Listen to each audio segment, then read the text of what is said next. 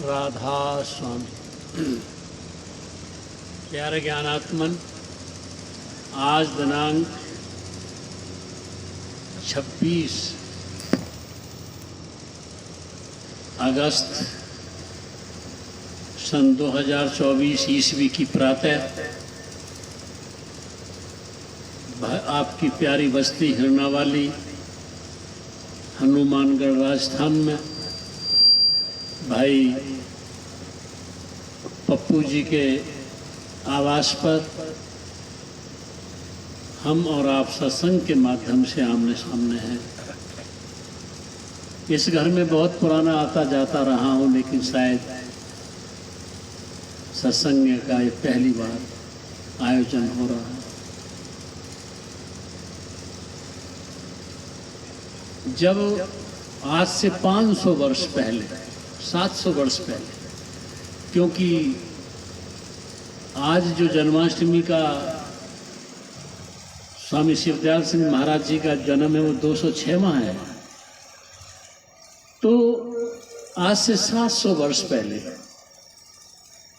इस भारत में निर्गुण धारा की, सत्संग की एक धार बही थी, जिसमें गुरु नानक देव जी, गुरु कबीर साहब, गुरु रविदास जी, पलटू जी, नावाजी, नामदेव जी, बहुत संत महात्माओं के नाम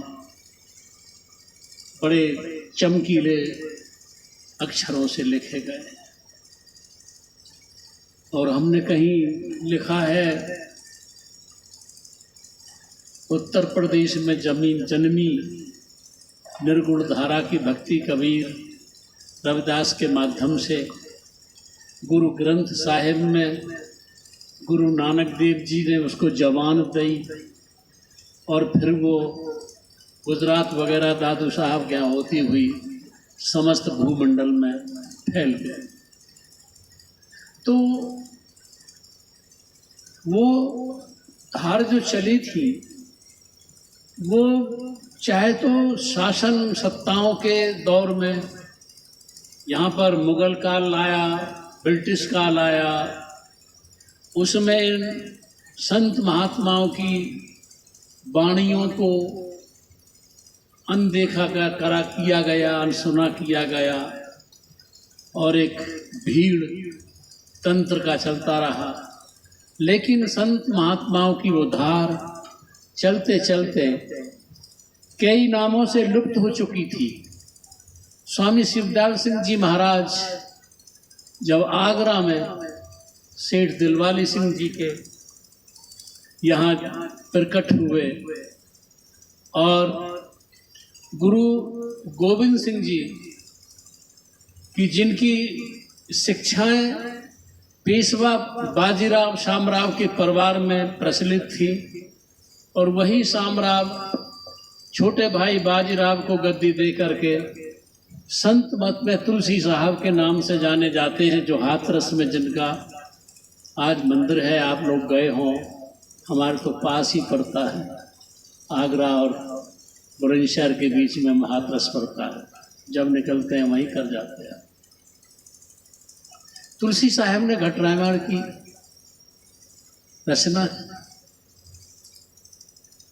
उसके बाद उनके आशीर्वचन से स्वामी शिवदयाल सिंह जी महाराज का प्राकट्य हुआ, और उन्होंने जो गुरु नानक देव जी, गुरु कबीर साहब, गुरु रविदास जी, जो निर्गुण धारा के संत थे, शम्स तबरेज, मौलाना रूम, हाफिज कलंदर साहब आदि की शिक्षाओं को, जीसस क्राइस्ट की शिक्षाओं को, और जो मौजूदगी में ध्यान अवस्था में उतरने वाले बुद्ध, महावीर, जरथुस्त्र आदि थे, उन सब संत महात्माओं की तालीम को एक नया नाम देकर राधा स्वामी नाम से उसे जाहिर किया। और वो धरोहर रूहानियत की बाबा गरीब साहब के द्वारा, बाबा जयमल सिंह जी के द्वारा, उधर राय सालिग्राम जी चाचा प्रताप सिंह के नाम से कहे जाते हैं, जो आज तो उसमें हैं अंग प्रसाद माथुर जी वगैरह थे कुलपति। ये करोड़ों आदमियों तक पहुंच गए। इस धारा में जो अध्यात्म की हकीकत है उसको समझाया गया। आप अपने परमात्मा को और लोगों के द्वारा बताए हुए तीर्थों में, स्थानों में तलाश करते हैं। इन्होंने कहा कि नहीं, body is the temple of God. परमात्मा का जो मंदिर है तुम्हारा शरीर है, और परमात्मा ने तुम्हारे शरीर को निर्मित किया है। वो अपने द्वारा निर्मित किए हुए मंदिर को छोड़कर मानवीय कृत मंदिर या मस्जिद के ईंट पत्थरों के मकानों में क्यों रहेगा? वो तुम्हारे ही भीतर है। लेकिन तुम जन्म लेने के बाद तुम्हारी आंखें बाहर के दृश्यों को देखना शुरू कर देती है, इसलिए तुम परमात्मा की ही रूप, आकृति, चित्र बाहर निर्मित करके तैयार कर लेते हो और उन्हीं पर ठहर जाते हो। अपनी दृष्टि को आप भीतर मोड़ो।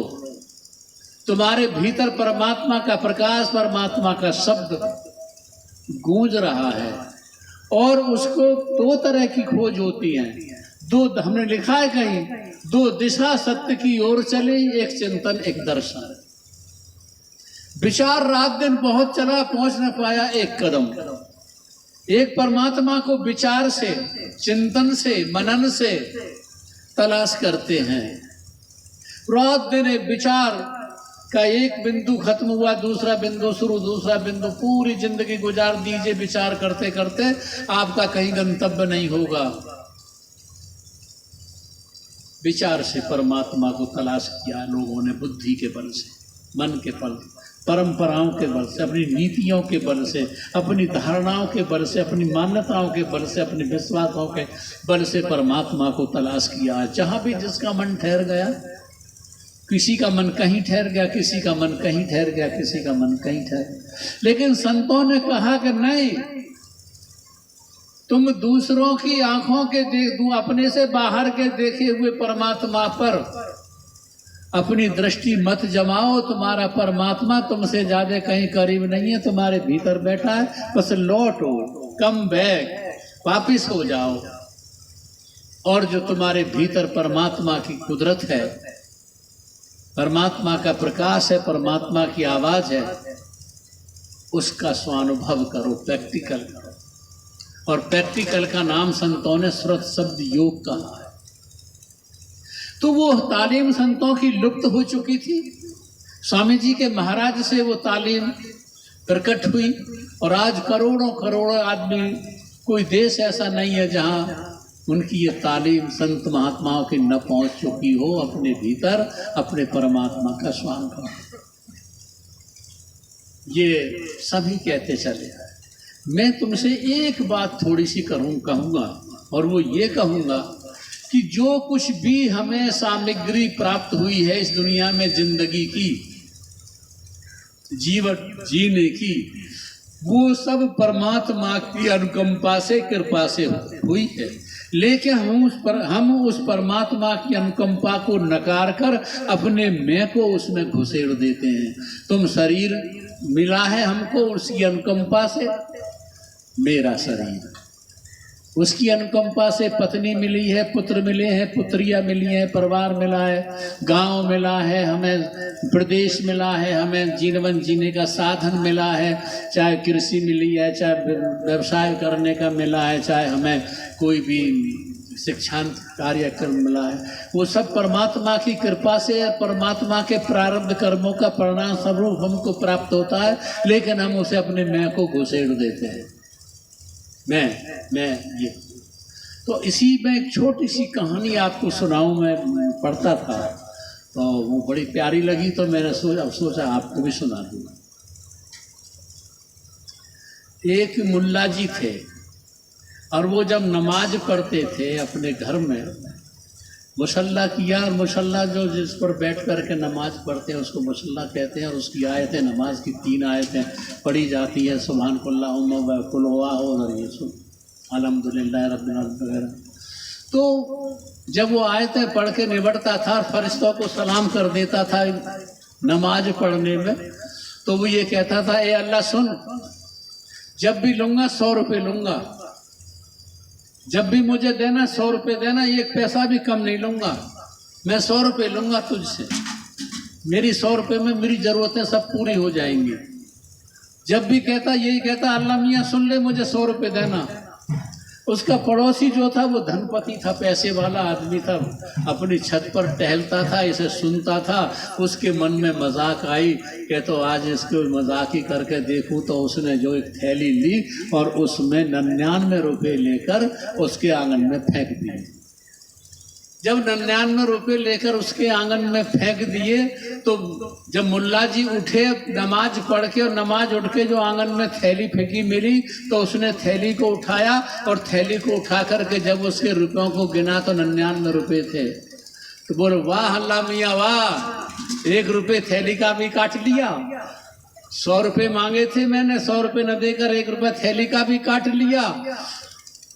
अब बस रुपये रख लिए। अपना बीवी से कहा, जो फला फला चीज़ों की ज़रूरत करती थी, मांग करती थी, कर लो, पूरा खर्च हो। कुछ दिन वो धनपति पड़ोसी चुप रहा।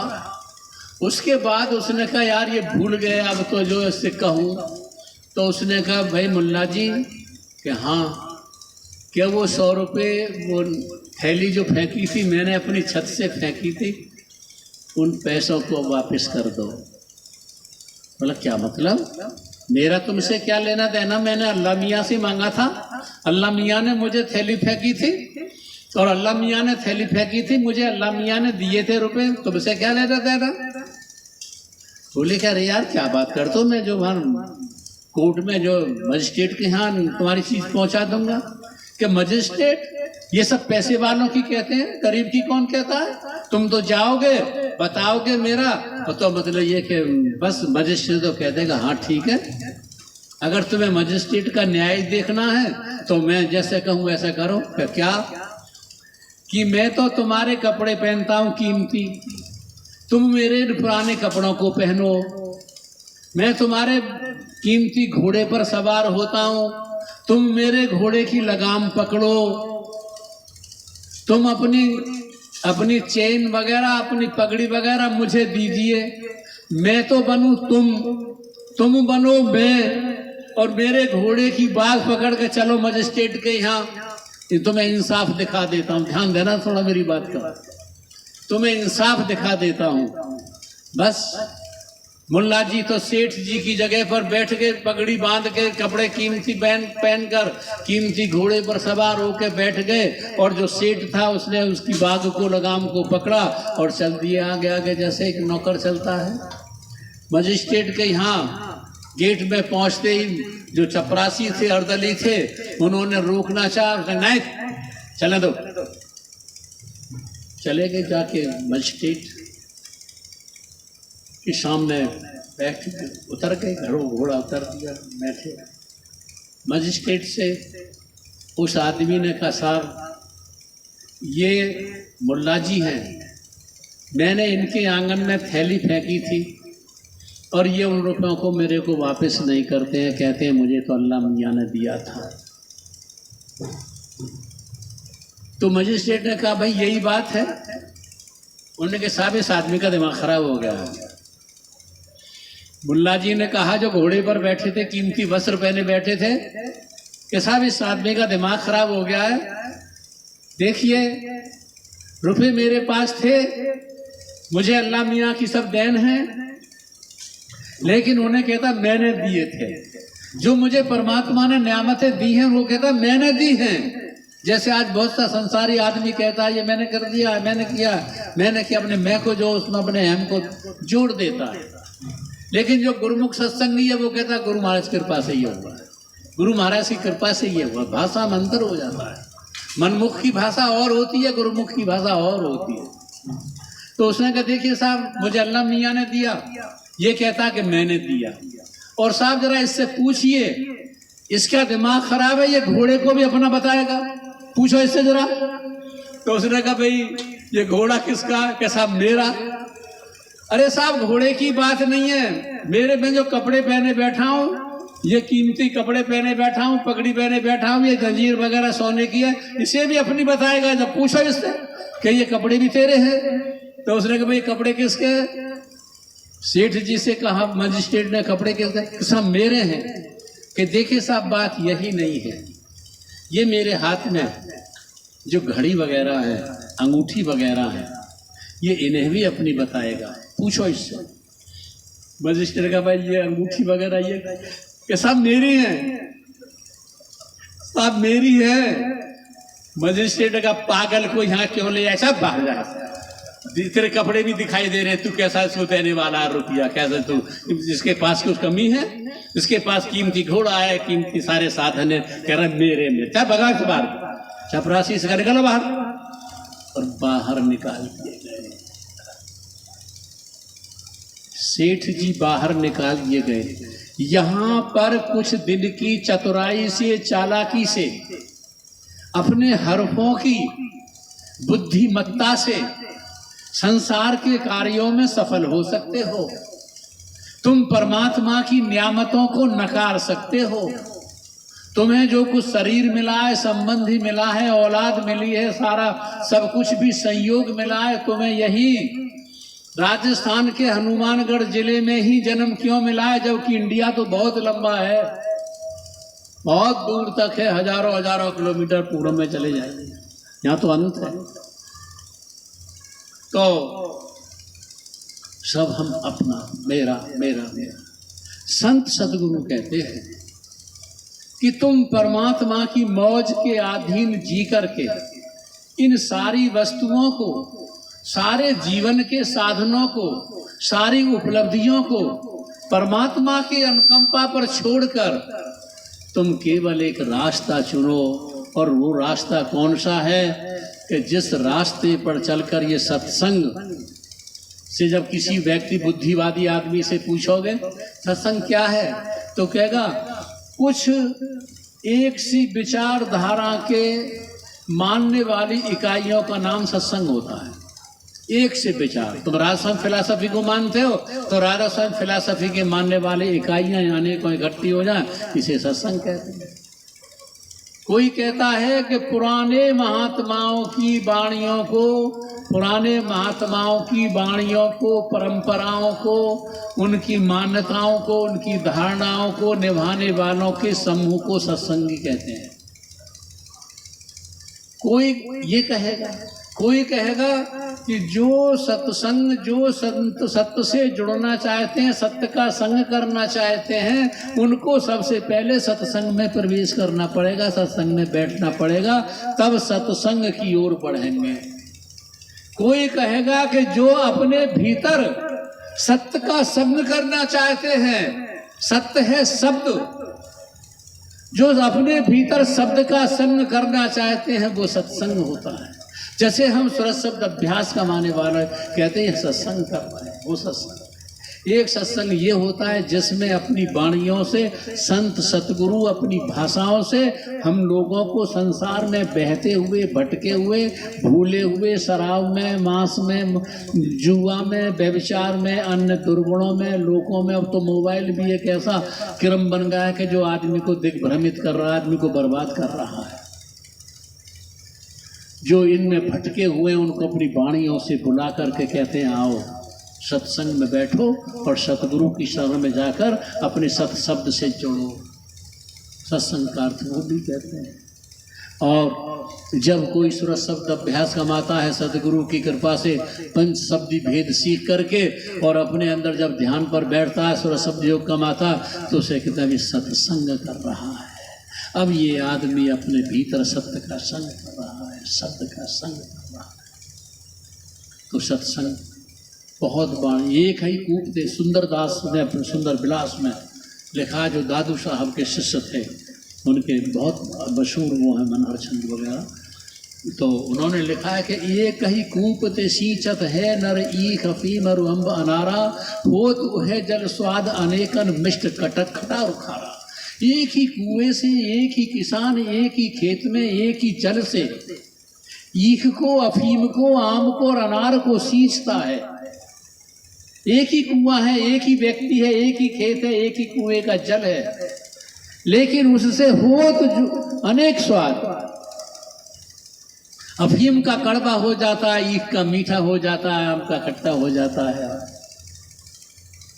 अनार का अखवा हो जाता है।